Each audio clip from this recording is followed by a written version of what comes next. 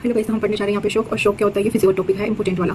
तो शॉक क्या होता है, ये होता है हाइपोक्सिया एट सेलुलर लेवल। तो हाइपोक्सिया हो जाती है सेलुलर लेवल पे। इसमें क्या होता है, मतलब इसमें कार्डियक आउटपुट कम होता है, उसकी वजह से टिश्यू का परफ्यूजन हो जाएगा, टिश्यू डैमेज हो जाएगा। और अब हम इसको देखते हैं, इसके स्टेजेस देखते हैं। तो स्टेजेस में क्या हो जाएगा, स्टेजेस में नॉन प्रोग्रेसिव और इसको कॉम्पनसेटेड भी बोलते हैं। और तो ये क्या होता है कि नॉर्मल सर्कुलेटरी मैकेनिज्म से रिकवर हो जाता है, कॉम्पनसेटेड सर्कुलेटरी मैकेनिज्म से। और एक होगा प्रोग्रेसिव स्टेज ऑफ शॉक, और इसमें क्या होता है, इसमें थेरेपी की रिक्वायरमेंट होती है, थेरेपी सही हो जाता है। एक होता है इरिवर्सिबल स्टेज ऑफ शॉक, और ये होता है इसमें मतलब डेथ आ जाती है। और इसके बाद हम देखेंगे क्लासिफिकेशन। तो क्लासिफिकेशन में क्या जाएगा, क्लासिफिकेशन 4 में होता है। और क्लासिफिकेशन में होता है हाइपोवोलेमिक शॉक, जो सबसे इंपॉर्टेंट है, hypovolemic cardiogenic shock and obstructive shock, distributive shock. Distributive shock 3 type के होते हैं, न्यूरोजेनिक, एनाफाइलेटिक एंड सेप्टिक। ठीक है, तो हम देखेंगे हाइपोवोलेमिक शॉक। जो हाइपोवोलेमिक शॉक होता है, ये कैसे होता है, मतलब वॉल्यूम कम हो जाए, हेमरेज, बर्न, सर्जरी हो जाए, तो वैसे होता है ये। और इसमें क्या क्या होगा, इसमें वही कि ब्लड वॉल्यूम कम हो जाएगा, ब्लड वॉल्यूम कम होने से वीनस रिटर्न कम हो जाएगा, वीनस रिटर्न से कार्डियक आउटपुट कम हो जाएगा। और ये क्या कॉज करेगा, ये वही कॉज करेगा कि लाइक वही नॉन प्रोग्रेसिव फिर भी होता रहेगा ब्लड, मतलब फ्लूइड का लॉस, तो उससे होगा कंपनसेटेड। फिर देन इरिवर्सिबल होता रहेगा, तो फिर डेथ हो जाएगी। अब हम देखेंगे कि सो वाइस हम देखते हैं नॉन प्रोग्रेसिव या फिर कंपनसेटेड स्टेज ऑफ शॉक।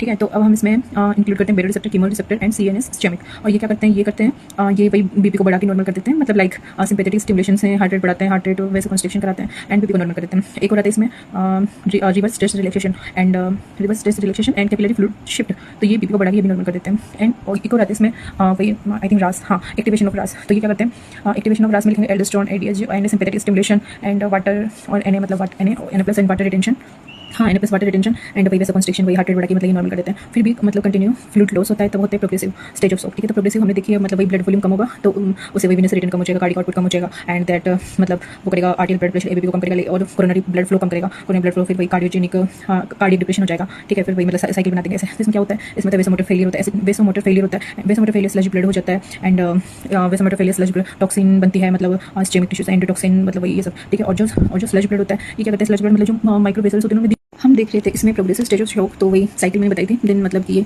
इसमें लिखना होता है कि मतलब इसमें वेसोमोटर फेलियर हो जाता है, वेसोमोटर एंड कैपिलरी की permeability and toxin, endotoxin and sludge blood and ठीक है, कैपिलरी की परमिबिलिटी मतलब बढ़ जाती है। ठीक है, और इसमें स्लज ब्लड होता है, तो धीरे धीरे स्लज ब्लड धीरे धीरे मतलब फ्लो करेगा माइक्रो वेसल्स में, तो उसका क्लॉट भी फॉर्मेशन हो जाता है। बट जो नॉर्मल टिश्यू होता है, जो नॉर्मल टिश्यू मेटाबॉलिज्म से lactic acid and carbonic acid को इंक्रीज कर देते हैं। ठीक है, हाँ, क्लॉट में ये बता दिया। उसके बाद मतलब कंटिन्यू फ्लूइड लॉस होता रहेगा, तो इरिवर्सिबल बन जाएगा, है ना। तो इरिवर्सिबल में क्या होगा, इरिवर्सिबल में एसिडोसिस हो जाएगा, मतलब टिश्यू का एसिडोसिस काफी हो जाएगा एंड जो डिस्ट्रक्टिव एंजाइम है वो बढ़ जाएंगे एंड ठीक हो जाएगा, मतलब एसिडोसिस टिश्यू डैमेज हो जाएगा, काफी tissue damage, acidosis, destructive enzyme बढ़ जाएंगे एंड वही मतलब जो हाई एनर्जी फॉस्फेट दे रहे थे, डिप्लीशन ऑफ फॉस्फेट हो जाएगा, क्रिएटिनिन एंड एटीपी का। ठीक है, ये इरिवर्सिबल में है। दोबारा बोलो, एसिडोसिस बढ़ जाएगा, टिश्यू का डैमेज हो जाएगा और डिस्ट्रक्टिव एंजाइम बढ़ जाएंगे एंड डिप्लीशन हो जाएगा हाई एनर्जी फॉस्फेट का। अब हम देखते हैं कार्डियोजेनिक शॉक। तो इसमें जाएगा इनएडिक्वेट पंपिंग एक्शन ऑफ हार्ट, मतलब जो हार्ट की वजह से पंप नहीं कर पा रहा है। ठीक है, तो इसमें चाहिए तो MI, अरिथमियाज and congestive heart failure, CHF. ठीक है, और इसके बाद हम देखते हैं ऑब्स्ट्रक्टिव स्टेज ऑफ शॉक।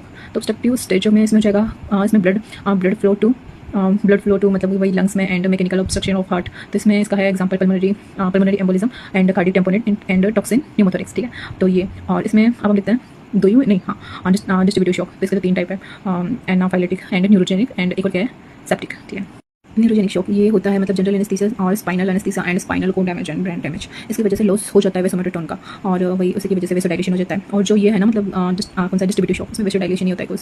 ठीक है, तो ये तो गया, मतलब इसमें वेसोमोटर टोन का लॉस हो जाता है, इसकी वजह से वेसोडाइलेशन हो जाता है। अब हम देखते हैं एक एनाफाइलेटिक शॉक। ठीक है, तो इसमें वही एंटीजन एंटीबॉडी रिएक्शन की वजह से मतलब मास्टर सेल बेसोफिल और फिर ये हिस्टामाइन रिलीज करते हैं जो वेसोडाइलेशन करता है जन्म से ही। और हम देखते हैं सेप्टिक शॉक। तो septic, warm septic and cold septic, मतलब सारे में वेसोडाइलेशन होता है। इंपॉर्टेंट बात है, वार्म सेप्टिक में इसमें वेसो कंस्ट्रक्शन मतलब कोरोनरी नहीं सॉरी कार्डियक आउटपुट मतलब ओनली इसमें ही बढ़ता है, बाकी सब में कम होता है। ठीक है, तो इसमें बढ़ेगा क्योंकि वार्म सेप्टिक में इसमें वही कि ब्लड टेम्परेचर मतलब बॉडी का टेम्परेचर बढ़ जाता है ना, तो ब्लड फ्लो तो कार्डियक आउटपुट बढ़ जाता है। और एक कोल्ड सेप्टिक में वही लेट फेज ऑफ सेप्सिस, इसकी वजह से जो बैक्टीरियल टॉक्सिन को इनहिबिट करते हैं मायोकार्डियम को, तो वही कार्डियक आउटपुट कम हो जाता है।